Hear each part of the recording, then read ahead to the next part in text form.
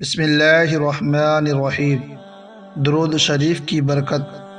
درود شریف محبوب خدا صلی اللہ علیہ وسلم کی تعریف، اللہ تعالیٰ کی رحمت کا خزانہ، گناہوں کا کفارہ، بلندی درجات کا زینہ، قرب خداوندی کا آئینہ، خیر و برکت کا سفینہ ہے، مجلس کی زینت، تنگ دستی کا علاج، جنت میں لے جانے والا عمل، دل کی طہارت، بلاؤں کا تریاق، روح کی مسرت، روحانی پریشانیوں کا علاج، غربت و افلاس کا حل، دوزخ سے نجات کا ذریعہ اور شفاعت کی کنجی ہے۔